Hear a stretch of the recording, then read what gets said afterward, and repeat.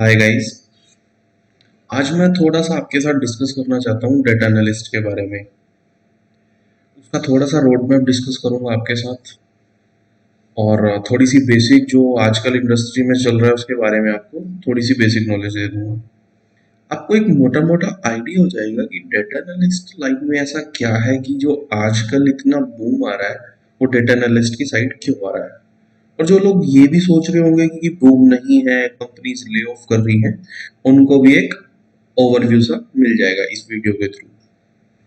तो गाइस, ये मैं एक वीडियो जो बना रहा हूँ ये फ्रेशर्स के लिए भी है, एक्सपीरियंस के लिए भी है। वो भी एनालाइज कर सकते हैं कि वो इस फील्ड में कैसे आ सकते हैं। गाइस, यहाँ पे डेटा एनालिस्ट होता क्या है वैसे? जो डेटा को एनालाइज करता है, किसी भी तरह का डेटा होता है। अब आप एक कॉमन सी चीज देखो, हम फेसबुक चलाते हैं, इंस्टाग्राम चलाते हैं, कोई भी चीज चलाते हैं, वहां पे ना कोई भी अ, हमें फॉर्म आ जाता है। हम जो भी चीज सोचते हैं वहां पे, वो तो चलो एआई के थ्रू जो भी हम सर्च करते हैं उसके अकॉर्डिंग वहां पे हमें नोटिफिकेशन या वो आ जाते हैं। हम वहां पे क्लिक करके कोई भी फॉर्म फिल करते हैं, नंबर डाल देते हैं, ईमेल आईडी डाल देते हैं, सबमिट कर देते हैं, हमें पता भी नहीं लगता। लेकिन इतने number of peoples are doing this process in a single day. ये क्या हो रहा है? ये डेटा क्रिएट हो रहा है। ये जहां भी डेटा क्रिएट हो रहा है इसको एनालाइज किया जाता है। ये मैं अपना एग्जांपल दे रहा हूँ। डेटा तो कहीं से भी आ सकता है। ये एक एग्जांपल है कि डेटा की फॉर्म इतनी ज्यादा होगी आज के टाइम में कि हर कंपनी, छोटी से छोटी कंपनी अपने डेटा को ऑनलाइन लाना चाहती है। किसी जो जिसका डेटा कम है वो एक्सेल में सेव कर रही है, जिसका ज्यादा है वो सिक्वल में जा रही है, सर्वर पे जा रही है। तो हर बंदा यूज डेटा का कर ही रहा है। तो इसलिए देखो, डिमांड है इस लाइन की, डेटा एनालिस्ट की 100% डिमांड है इन फ्यूचर। ये प्रोसेस कॉमन है, ये घटेगा नहीं, बढ़ेगा ही। और जिन कंपनीज में ले ऑफ हुआ है वो क्या है कि अगर कंपनी में रिक्वायरमेंट एक बंदे की थी, उस टाइम कंपनी पे प्रोजेक्ट ज्यादा आ गए, उन्होंने ज्यादा बंदों को हायर किया, मजबूरी हुई उनकी। वो तो एक मजबूरी के लिए उनके पास प्रोजेक्ट आए थे, तो वो एक अलग प्रोसेस है, उन्होंने वो एडिशनल बंदे लिए थे जो निकाले हैं। लेकिन हर कंपनी में रिक्वायरमेंट है डेटा एनालिस्ट की, ऐसा नहीं है कि रिक्वायरमेंट नहीं है। अब आता है इसको कर कौन सकता है डेटा एनालिस्ट। सबसे बड़ी बात, इसको कोई फ्रेशर भी स्टार्ट कर सकता है, कोई 12th पास है, ग्रेजुएशन की है। मैटर नहीं करता तुम आईटी लाइन से हो, किस में हो, बी फार्मा कर रखा है, एम फार्मा है, आप किसी और फील्ड से हो, डजेंट मैटर। इसमें आपको ज्यादा कुछ नहीं, सिर्फ हल्का सा माइंड की सोचने की शक्ति, आप कैसे ही डेटा को एनालाइज कर पाते हो, हल्के से वो कंसेप्ट यूज होते हैं। बाकी कुछ भी रॉकेट साइंस नहीं है, बड़ा इजी कंसेप्ट है। इस रोड मैप में देखो, स्टार्टिंग पॉइंट है स्टैटिस्टिक्स, एक्सेल। एक्सेल में बेसिकली आपको यूज आना चाहिए एक्सेल का। ज्यादा बड़ी कंपनियों में एक्सेल का ज्यादा यूज नहीं होता, बट एक बेसिक है कि आप, हाँ, जैसे मतलब सीढ़ी दर सीढ़ी आप चढ़ते हैं तो एक बेसिक कंसेप्ट आपको क्लियर होने चाहिए। बट ज्यादा डेप्थ में आपको बोलूंगा नहीं, एक्सेल कीजिए आप। स्टैटिस्टिक कंसेप्ट आपको धीरे धीरे डेवलप करने पड़ेंगे। ऐसा नहीं है आप 2 दिन के अंदर ऐसे बन जाए कि आप डेटा देखते ही बता दो कि जी इसमें तो ये होगा वो होगा। तो वो धीरे धीरे आपको डेली कुछ ना कुछ आपको स्किल्स ऐसी करनी पड़ेगी, आपको सोचना पड़ेगा, जिससे आप अपनी स्किल्स को इम्प्रूव कर पाओ। तीसरा आता है सीक्वल। देखो, कोई भी डेटा है, सेव तो रहेगा सर्वर पे ही, ये तो है।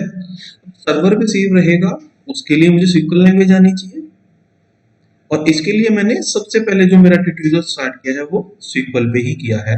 आप मेरी प्लेलिस्ट में जाके देख सकते हैं, मैंने सीक्वल का एक ट्यूटोरियल स्टार्ट किया है, अभी उसके 2 लेक्चर हुए हैं।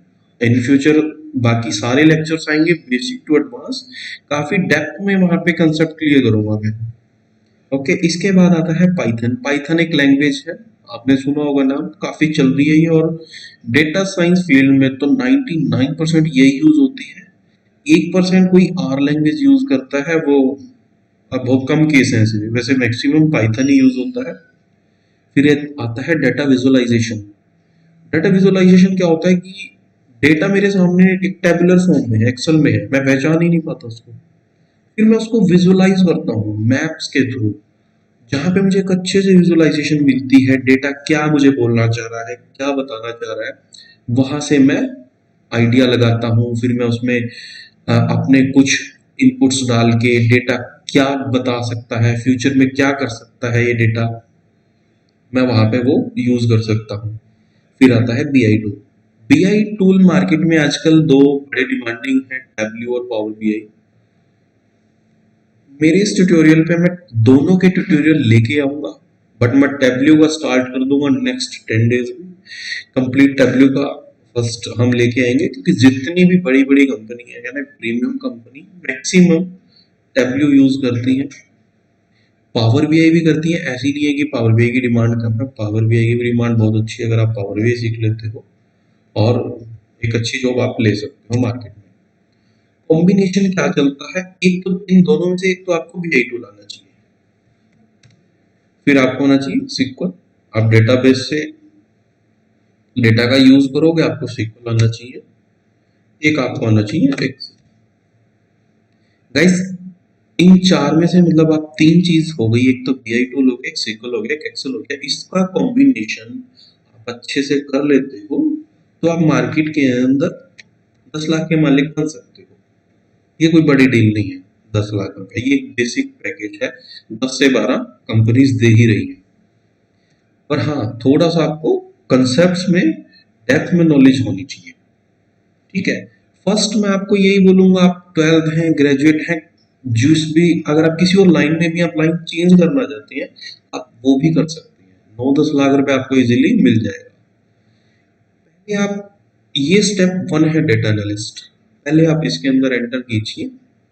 फिर डेटा के आगे और डेप्थ कंसेप्ट है, डेटा साइंस में जाइए आप।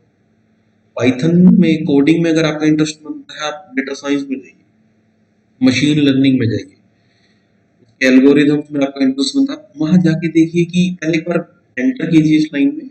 फिर आप देखिए आपका इंटरेस्ट किस साइड जा रहा है, डेटा इंजीनियर जा रहा है, डेवऑप्स जा रहा है, जिधर भी जाना चाहें आप जा सकते हैं। बट सबसे पहले आपको थोड़ा सा, अगर आप एंटर करना चाहते हैं डेटा एनालिस्ट में, इजीली आप कर सकते हैं। इसमें मैं अगर कोर्स ड्यूरेशन दूं, 2 to 3 मंथ्स मैक्सिमम। अगर आप वर्किंग है, वीकेंड्स पे भी आप पढ़ रहे हैं, तो 3 से 4 महीने बहुत है आपके लिए। और कोई फ्रेशर है, 2 से 3 महीने जिसके पास पूरा टाइम है, इजीली कर सकता है। ज्यादा टाइम भी नहीं चाहिए डेटा एनालिस्ट के लिए। अगर आप वर्किंग है, एक दिन के अंदर आप 2 से 3 घंटे निकालिए, ज्यादा मत निकालिए। वीकेंड पे आप 6-7 घंटे दे दीजिए, ज्यादा तो उसमें भी नहीं देने की जरूरत है। कंसिस्टेंसी से पढ़िए, 110% आपको कहीं ना कहीं ऑफर लेटर जरूर आ जाएगा नेक्स्ट टू 3 to 4 मंथ। और जनवरी फरवरी मार्च में हायरिंग्स अच्छी होती हैं। नवंबर चल रहा है, नवंबर दिसंबर जनवरी, आप 3 महीने पढ़िए। फरवरी मार्च में आप जॉब लीजिए, अगर आपने चेंज करनी है जॉब, जो फ्रेशर्स हैं वो लेना चाहते हैं, पास आउट्स हैं, तो आप बेसिक आप फॉलो करते चलिए। मैं बिल्कुल बेसिक से अपने सारे ट्यूटोरियल स्टार्ट कर रहा हूँ, सीक्वल मेरा रनिंग में है। और इंफॉर्मेशन लेने के लिए प्लीज आप चैनल को सब्सक्राइब करिए, ताकि मैं भी डेली आपके लिए अच्छी से अच्छी इंफॉर्मेशन गैदर करके आपके लिए लेके आऊँ। मेरा भी मोटिवेशन हाई होगा उससे। ओके गाइस, तो ठीक है, thanks to everyone for following my channel. Okay.